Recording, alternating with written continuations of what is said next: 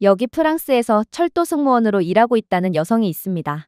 그리고 그녀는 한국인들의 이해를 할 수가 없는 진상짓에 치가 떨린다며 퇴사까지 생각하고 있다고 하는데요. 현재 한국인들의 수준 높은 시민의식은 전 세계에 극찬을 받고 있다고 해도 과언이 아닌데 도대체 그녀는 무슨 이유로 이러한 주장을 하고 있는 것일까요? 안녕하세요. 제 이름은 소피 로랑이고 현재 프랑스의 대표 철도회사인 떼제베에서 열차 승무원으로 일하고 있습니다. 제가 일을 시작하면서 가장 당황스러웠던 부분은 바로 회사의 기괴한 정책이었는데 그건 바로 한국 승객에 대한 우대 정책이었습니다. 정말로 왜 오직 한국인일까요? 노르웨이인이나 캐나다인은 왜 안 될까요? 그들 또한 충분히 예의 바른 것 같았는데 말이에요. 하지만 이 모든 것에는 그럴 만한 이유가 있다고 하더군요. 제 선배는 한국인들이 한 행동은 프랑스를 대표하는 저희 회사의 문화와 경영 방침 자체를 완전히 바꿔버렸을 만큼 충격적이었다고 했어요. 관광 성수기였던 어느 여름, 기술적인 고장으로 인해 만원 고속열차가 아무도 없는 곳에 발이 묶였습니다. 낡아빠진 유럽의 기차에서는 종종 벌어지는 일이었지만 당시는 문제가 더욱 심각했다고 했어요. 에어컨도 없고 마침 고장 때문에 작동하는 화장실도 없었다고 했거든요. 하필이면 시스템 개편으로 인해 몇 시간 동안 음식이나 물도 없었다고 했습니다. 많은 분들이 상상할 수 있듯이 객실 내부에는 분노가 폭발하고 승객들이 소리를 지르며 일부는 강제로 문을 열고 선로를 따라 걸어가려고 하기도 했다고 했어요. 하지만 그 혼란 속에서 한국인들만큼은 완전히 다른 모습을 보였다고 하더군요. 한국인 노부부, 두 자녀를 둔 가족, 학생 몇 명 등 한국인 단체 관광객들이 모여있던 객실 내부에서부터 기적이 시작되었다고 했어요. 사람들이 불평하고 다투는 동안 한국인들은 조용히 자신들이 가진 작은 것을 나누었다고 했거든요. 한 한국인 어머니는 배가 고프다며 울어대는 아이들에게 자신이 싸온 주먹밥을 나눠주었습니다. 한 한국인 학생은 금발의 유럽 출신 임산부에게 휴대용 선풍기를 선물했다고 했어요. 한국인 노인이요? 그들 중 영어 구사가 가능한 사람들은 더위에 지친 다른 승객들을 진정시키는 데 도움을 주었죠. 자신들보다 훨씬 나이가 많은, 어쩌면 가장 도움이 절실한 사람이 이 극한의 상황 속에서도 모범적인 모습을 보이고 다른 사람들까지 챙기려는 모습을 보이자 분노의 지옥에 빠졌던 객실 내부는 점점 진정을 찾기 시작했다고 했습니다. 하지만 유럽인들을 진정으로 겸손하게 만든 충격적인 순간은 따로 있었다고 했어요. 마침내 구조대가 도착했을 때 열차 내부는 한국인들이 있던 지역을 제외하고는 재난 지역이었습니다. 그러나 객차에 한국인 단체 승객들이 탑승했던 칸만큼은 출발할 때보다 깨끗했다고 했어요. 심지어 한국인들은 다른 객실의 쓰레기까지 수거하고 지저분한 물건을 닦아내고 재활용품을 깔끔하게 작은 더미로 분류하기도 했기에 이를 본 모든 승객들은 거의 섬뜩한 감정까지 느끼며 완전히 할 말을 잃고 말았다고 했어요. 물론 이번 일은 서비스 관리 자체가 안 되는 미숙한 저희 회사의 잘못이 맞았지만 그렇다고 해도 쉽게 이성을 잃고 제멋대로 행동했던 사실은 유럽인들로 하여금 엄청난 부끄러움을 느끼게 했거든요.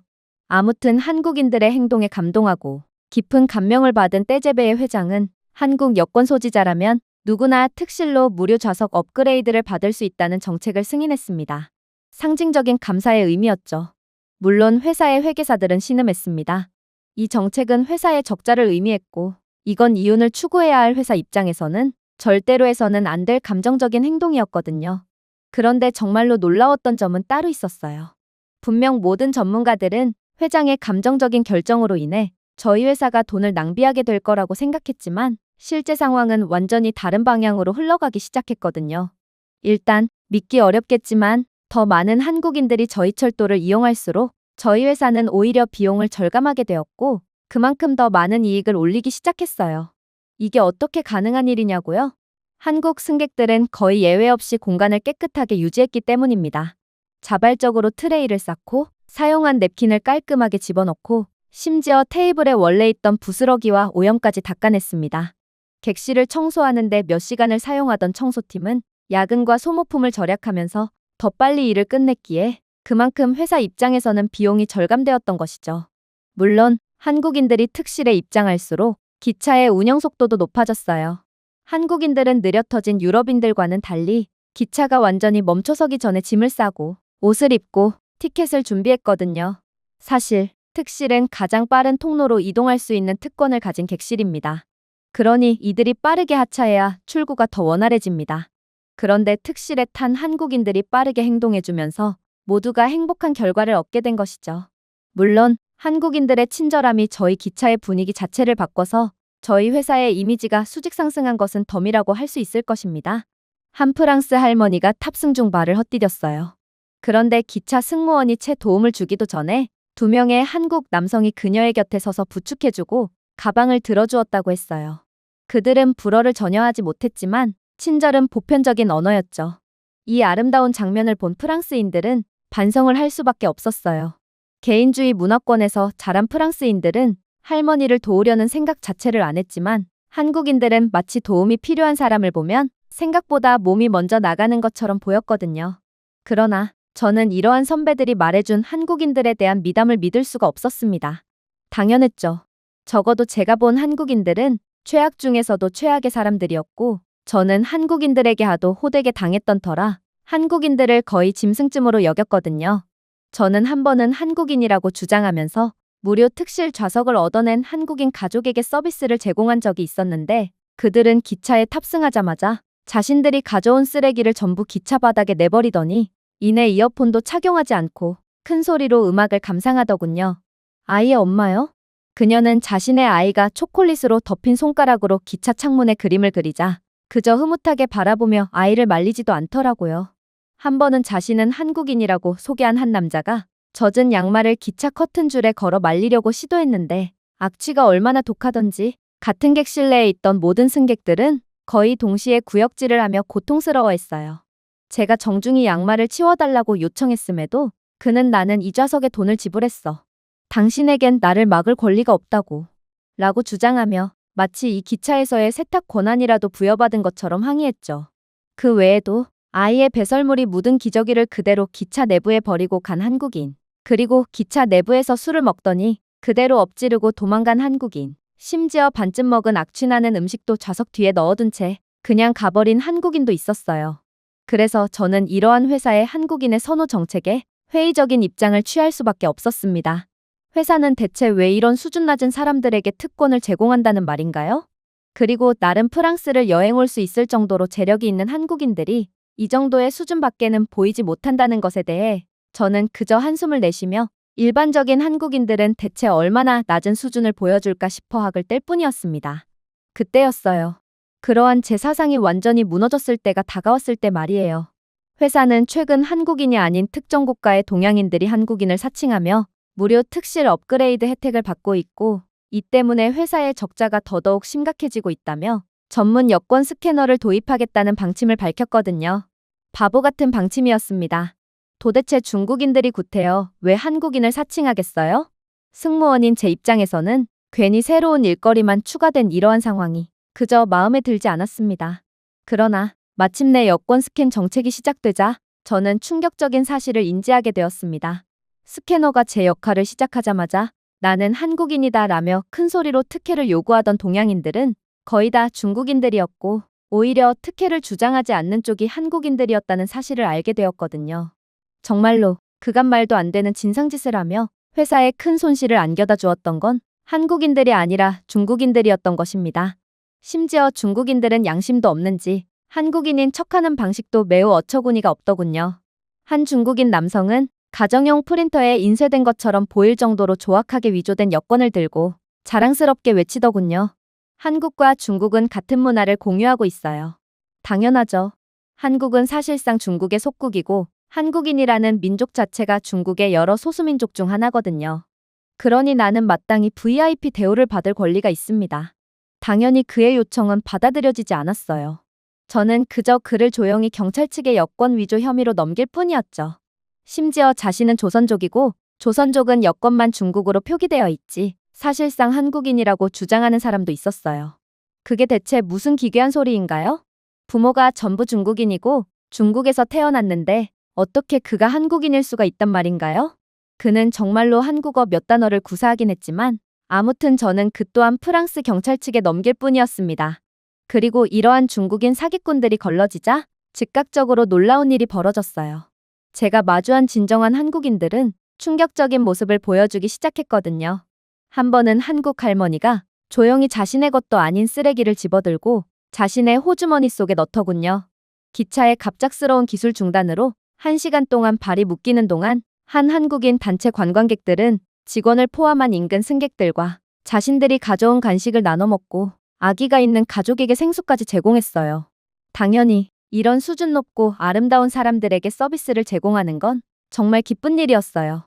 한국인 승객이 탑승한 객차는 오히려 이용하기 전보다 더욱 깨끗해졌고 결국 청소 시간이 거의 발생하지 않아 일거리가 기하급수적으로 줄어들었거든요.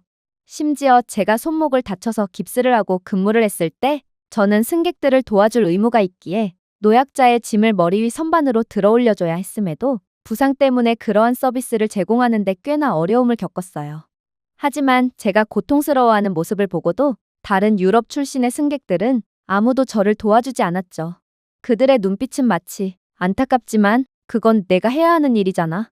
나는 돈을 지불하고 이곳 기차에 탑승한 승객이므로 너를 도와줄 필요 따윈 없어. 라고 말하는 것 같았어요. 제 동료들조차 부상은 안타깝지만 아무튼 그건 내 일이야. 나는 다른 객실을 맡았으니 아무리 내가 손목이 아프더라도 내 일은 내가 해야 해라며 아무도 저를 도와주지 않았죠. 물론 틀린 말은 아니었지만 저는 이러한 극한의 개인주의 문화 속에서 점점 지쳐갈 뿐이었어요. 그런데 한국인 승객과 함께 여정을 이어나갈 때만은 완전히 다른 양상이 벌어지기 시작했습니다. 한 한국인 남성은 제 부상당한 손을 보더니 저 대신 나이든 프랑스 노인을 도와 그의 가방을 머리 위 선반으로 들어 올리는 것을 도와주었습니다. 다른 한국인 승객들도 다들 국적을 초월해서 노약자들을 보면 하나같이 도움을 베풀곤 했기에 한국인 승객들 덕분에 제 손목 부상은 빠르게 완치될 수 있었어요. 이게 바로 한국이었습니다. 하지만 저뿐만 아니라 저희 승무원들 모두를 전부 경악의 도가니에 빠뜨린 사건은 따로 있었습니다. 그건 바로 저희 회사 측의 실수로 객실에 초과 인원을 받았을 때의 일이었죠. 수많은 사람들이 돈을 지불하고도 자리를 얻지 못해 엄청난 불만을 터뜨렸고 그날의 객실은 지옥의 혼란 그 자체였습니다. 하지만 한국은 승객들은 지금 생각해도 도저히 믿기지가 않는 모습을 보여주기 시작하더군요. 한 한국인 남성은 임산부를 위해 자신의 특실 좌석을 기꺼이 양보했습니다. 기차 여정은 5시간이나 이동해야 하는 장기적인 여정이었지만 한국인 남성은 자리를 얻지 못한 임산부 여성을 위해 기꺼이 5시간 동안 서서 이동을 하는 수고로움을 감내한 것입니다.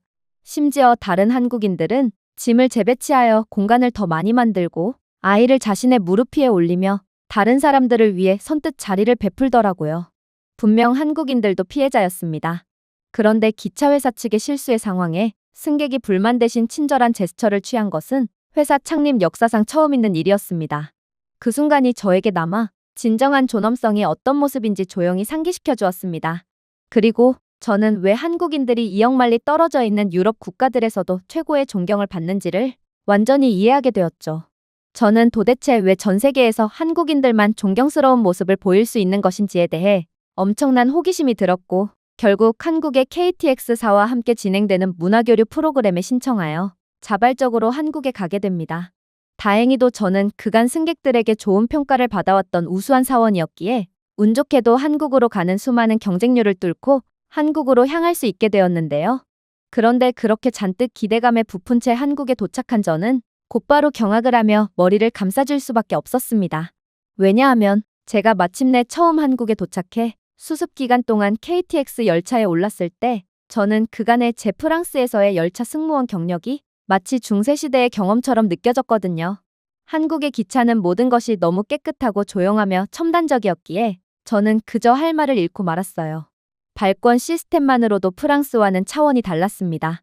한국은 프랑스처럼 종이 뭉치로 더듬거리거나 우연히 잘못된 좌석에 앉은 승객들과 말다툼을 벌이는 상황을 애초에 사전에 방지하고 있었어요.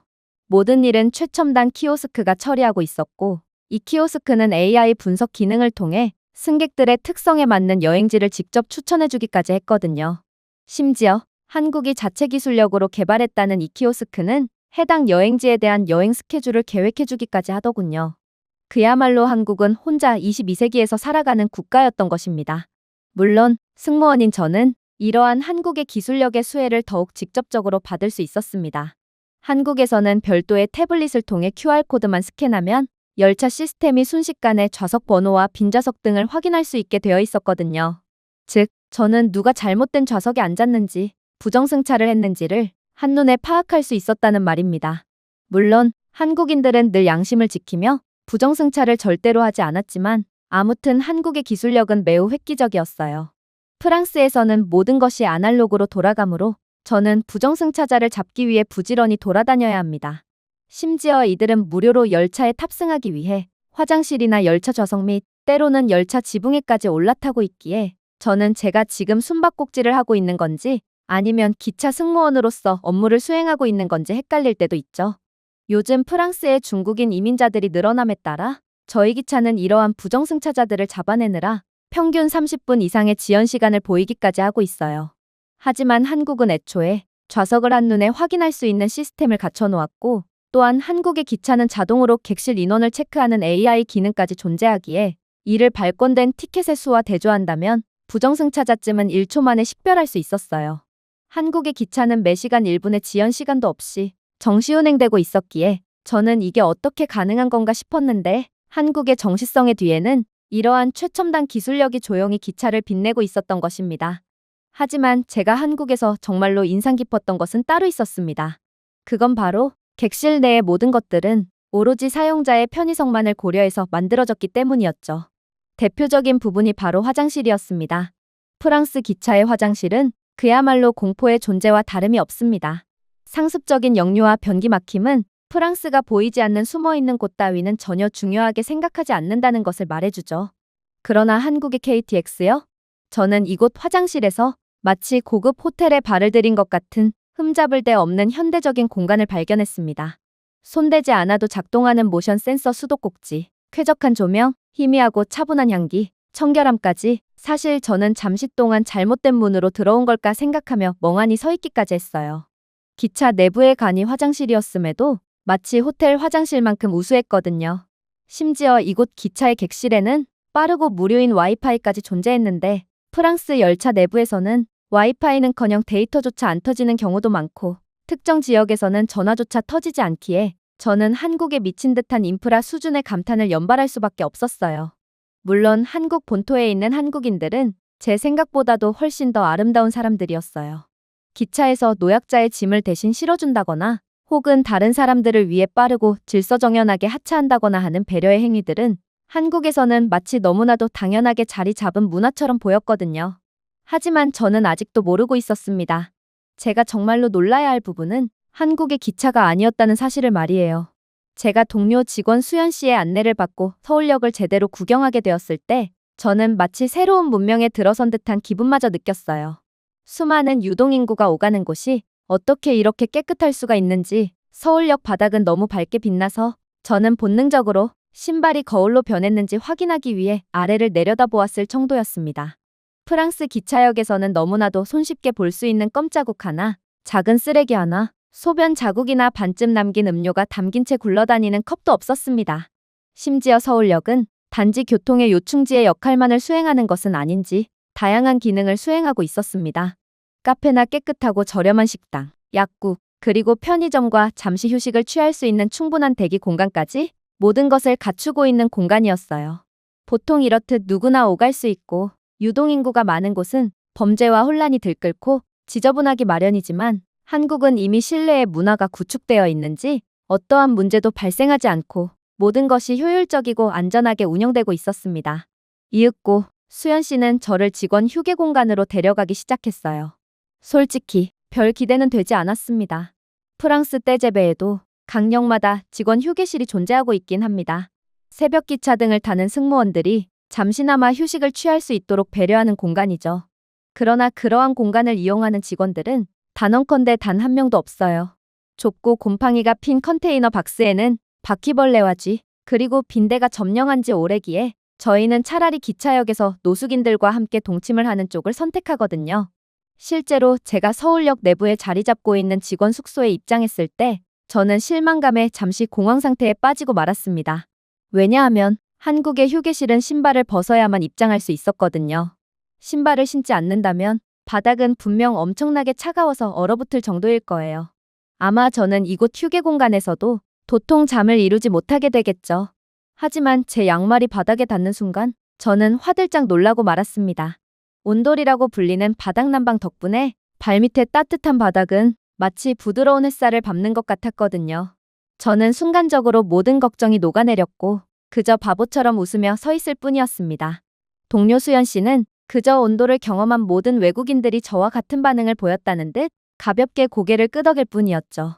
심지어 이곳 휴게 공간의 각 방에는 프라이버시 커튼과 소음 감소벽, AI 기반으로 최적의 온도와 습도 공기 상태를 조절해주는 메인 시스템이 있었는데 저는 한국은 공용 휴게 공간에 마저 이러한 수준 높은 시스템을 구현해 놓을 정도로 부유한 국가인가 싶어 그저 혀를 내두를 뿐이었습니다.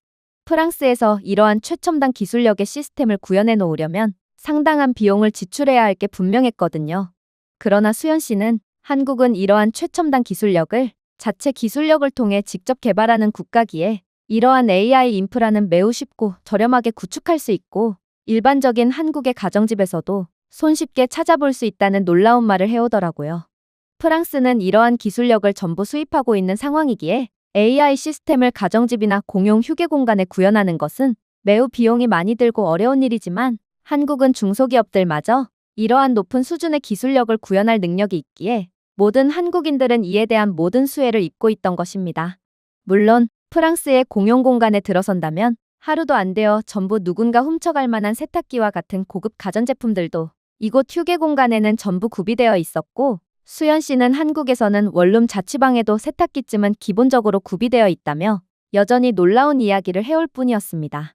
이러한 한국의 부유하고도 기술적인 그리고 편리한 모습을 보니 저는 프랑스는 단순히 기술만 뒤처진 것이 아니라는 것을 깨달았습니다. 저희는 모든 것이 뒤처져 있었어요. 그리고 이젠 너무나도 뒤처진 프랑스는 한국을 다시 추월하고 이전의 영광으로 돌아가기엔 너무 늦었다는 생각이 들기도 했죠. 그렇게 저는 한국의 KTX에서 근무한 지 3주차가 되었습니다. 저는 한국의 완벽함과 극한의 수준의 편의성에 위험할 정도로 익숙해졌고 모든 것이 불편한 프랑스로는 도저히 돌아가고 싶지 않다는 생각까지 하게 되었어요. 얼룩 하나 없는 깨끗한 열차 플랫폼, 속삭이는 수준의 조용한 기차, 정중하고 예의 바른 승객들, 한국은 마치 유토피아 사회를 위한 광고 속에서 살아가는 것 같았어요. 하지만 그때 저는 어쩌면 제 인생을 통틀어 가장 충격적인 경험을 하게 되고 완전히 패닉에 빠지고 말았습니다. 저는 기차 내부 선반 위에 수상한 배낭이 숨겨져 있는 것을 발견했거든요. 정말 이상했죠. 해당 객실에는 단 몇 명의 승객밖에 탑승하지 않은 상태였고 특히나 수상쩍은 배낭에 올려져 있는 선반 근처는 전부 빈자리였어요. 프랑스에서 이러한 상황은 거의 대부분 테러의 행위를 의미합니다. 현재 프랑스는 실패한 다문화 정책으로 인해 상당한 갈등을 겪고 있고 그렇기에 이러한 공공장소를 향한 테러 시도가 매우 흔해졌거든요. 저는 순간 한국은 북한과의 전쟁이 아직 완전히 끝나지 않은 휴전국가라는 것을 떠올리게 됩니다. 그리고 이건 어쩌면 북한의 공격일 수도 있겠다는 생각에 공포에 질리고 말았죠. 결국 저는 식은땀을 줄줄 흘리며 떨리는 손발을 겨우 진정시킨 채 교육받은 대로 곧바로 한국의 대테러팀에 전화를 하게 됩니다. 보통의 상황에는 동료인 수연 씨에게 먼저 조언을 구하는 게 일반적이었지만 이건 저와 승객들 모두의 목숨이 걸린 급박한 상황이었기에 저는 대테러팀에 곧바로 출동 요청을 하게 되었죠. 그리고 한국의 대응은 정말 놀라웠어요. 다음 역에서 곧바로 한국의 폭탄 처리팀이 대기하고 있었거든요. 심지어 전문적인 소형 폭탄 처리 로봇까지 함께 출동하여 기차에 탑승했어요. 하지만 정말로 충격적이었던 점은 한국인 승객들은 이러한 소란을 보고도 너무나도 천하태평이었다는 것입니다. 같은 상황이 프랑스에서 일어났다면 정부를 신뢰하지 못하는 프랑스인들은 3초 만에 서로 먼저 도망가기 위해 달려나갔기에 끔찍한 혼란과 위험한 상황이 벌어졌을 것입니다. 그러나 한국인들은 안전 불감증인 건지 용감한 건지는 모르겠지만 다들 조금의 공포심도 느끼지 않은 채 그저 태연하게 책을 보거나 스마트폰을 들여다보고 있을 뿐이더군요. 결과적으로는 한국인들이 맞았습니다. 한국의 보안팀은 고개를 끄덕이고 가방을 안전하게 처리한 후 3분도 채 되지 않아 역흐름을 재개했거든요. 해당 가방은 폭탄이 든 가방이 아닌 그저 승객이 깜빡하고 놓고 내린 가방으로 확인되었어요. 그제야 깨달았습니다. 한국은 유럽 국가들처럼 테러 행위가 당연하다는 듯 일어나는 국가가 아니라는 것을 말입니다. 아무리 한국이 휴전국가라고 할지라도 아이러니하게도 한국의 치안 수준은 전쟁의 위험이 전혀 없는 국가들을 훨씬 상회하고 있었어요. 그야말로 한국의 안보는 허세 섞인 무력 과시나 시끄러운 발표에 기반하지 않았습니다. 실전에서 보기 전까지는 절대로 눈치채지 못할 정도로 원활한 준비태세를 바탕으로 구축되어 있었죠. 경찰과 군부대의 통신 시스템과 유사시의 상황에서 보인 기술력 등 한국인들이 자신들의 국가를 믿고 여유만만했던 이유가 다 있던 것이고, 저는 그저 어리빠진 채 허공을 바라볼 수밖에 없었어요. 시스템에 대한 조용한 협력과 신뢰, 한국은 인류의 선진국이 갖춰야 할 요소를 너무나도 당연하다는 듯 갖추고 있던 국가였습니다. 저는 한국을 과소평가하고 이를 크게 버려 혼란을 야기했던 것에 대한 죄책감을 느꼈습니다. 하지만 수연 씨는 그런 저를 보고 이해한다는 듯 어깨를 토닥여줄 뿐이더군요. 너무 스트레스 받지 마세요. 당신은 그저 원칙대로 행동한 것일 뿐이에요. 하지만 적어도 한국에서만큼은 그렇게 걱정할 필요 없어요. 저는 다시 한번 깜짝 놀라고 말았습니다. 어떻게 걱정을 하지 않을 수가 있나요? 유럽에서 가방을 덩그러니 혼자 두면 역에 있던 모두가 대피하고 곧바로 비상 상황이 선포될 거예요. 그러자 수연 씨가 부드럽게 웃었습니다. 그렇겠죠. 하지만 여기는 한국이에요. 우리는 문제가 발생하기를 기다리지 않아요. 우리는 문제가 시작되기 훨씬 전에 준비가 되어 있죠. 애초에 한국은 다른 세력이 감히 한국을 공격할 엄두를 내지 못하도록 그에 걸맞은 힘을 키워놓은 국가예요. 한국에 대한 테러 행위는 선전포고와 다름이 없고, 이건 자살행위나 다름없는 멍청한 행위기에 아무리 미친 세력일지라도 한국만큼은 절대로 건들지 못하고 있는 것입니다. 제가 이러한 모습을 도저히 믿지 못하는 반응을 보이자 수연 씨는 더더욱 놀라운 이야기를 해오기 시작했어요. 한국의 평화로운 거리, 깨끗한 역, 정중한 한국인들의 모습 이면에는 위협이 가까워지기도 전에 막기 위해 설계된 방어 네트워크가 있습니다. 한국은 전국에 신속 대응 부대를 배치한 채로 항상 대기하고 있어요.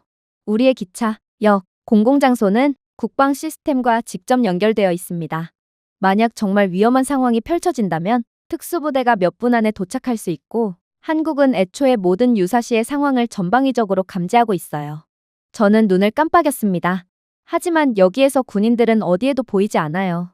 그런 방어 시스템이 어떻게 작동한다는 말인가요? 그러자 수연 씨의 눈은 조용한 자부심으로 반짝이기 시작했어요. 그게 바로 요점입니다. 우리는 우리의 힘에 대해 외칠 필요가 없습니다. 한국은 세계 국방력 5위에 달하는 군사 강국이고, 모든 남성이 군복무를 하는 무지막지한 국가예요. 즉, 유사시에는 모든 국민들이 적을 때려부술 준비가 되어 있다는 말입니다. 만약 당신이 신고한 가방이 북한의 테러 행위였다고 가정해봅시다. 한국은 그 즉시 북한의 핵심 군사 자산을 무력화시킬 것입니다. 우리는 우리 자신을 방어하는 것뿐만 아니라 위협 자체를 종식시킬 거라는 말이에요. 한국의 방어 시스템은 신속하고 압도적인 대응을 위해 구축되었습니다. 미사일 배터리, 첨단 드론, 핵잠수함급의 해군 대응 시스템은 24시간 지연 없이 대기 중이며 1초도 낭비하지 않는 AI 연계 지휘 센터가 이를 조정하고 있어요. 애초에 한국의 위성은 모든 잠재적 위협을 실시간으로 매핑하고 추적하고 있기에 이러한 폭탄 가방 따위의 적대 행위가 시작되기도 전에 파악할 수 있죠. 즉, 한국인들의 여유만만한 태도는 모든 위협에 대해 준비가 되어 있고, 또 압도적인 대응 능력을 구축함에 따른 근거 있는 자신감이라는 말입니다. 그랬습니다. 한국인들의 힘과 자신감이 흔들리지 않는 이유는 바로 한국인들 개개인에서 이유를 찾을 수 있던 거였습니다. 모든 한국인은 조국을 지키는 것이 삶의 일부라는 것을 알고 자랍니다. 그리고 그들은 국가를 위해 봉사하고 훈련하죠.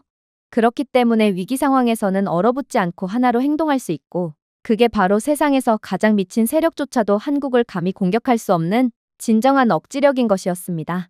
괜히 한국을 건드렸다간 하루도 안 되어 나라 자체가 사라질 수도 있거든요. 그렇게 저는 시간이 어떻게 흘렀는지도 모른 채 근무를 마쳤습니다. 창문 밖으로 서울역의 조용하고 질서정연한 번잡함, 집으로 돌아가는 가족들, 간식을 나눠 먹는 학생들을 바라본 저는 이제야 한국에 대해 완벽하게 깨달았어요. 한국은 단순히 고속철도와 깨끗한 역만 건설한 나라가 아니었어요. 평화를 구축하고 아무도 넘볼 수 없는 힘으로 지켜낸 나라였죠. 이제야 한국인들의 모든 태도와 삶의 방식이 이해가 갔습니다.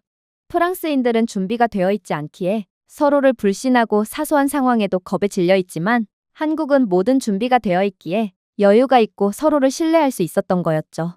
현재 저는 어떻게 하면 프랑스로 되돌아가지 않고 이곳 KTX에서 근무하면서 한국에서 정착할 수 있는지에 대한 정보를 검색하는 중입니다. 만약 한국에 합류하지 않는다면 미래는 존재하지 않는다는 확신에 가까운 감정을 느끼기도 했고, 한국을 한번 경험한 이상 이제는 모든 것이 불편하고 불안정한 프랑스에서는 도저히 살 수가 없는 몸이 되어버렸거든요. 제가 준비해온 내용은 여기까지입니다. 끝까지 시청해주셔서 진심으로 감사드리며 여러분들의 구독과 좋아요, 알림 설정은 영상 제작에 큰 힘이 됩니다. 이상 세모튜브였습니다.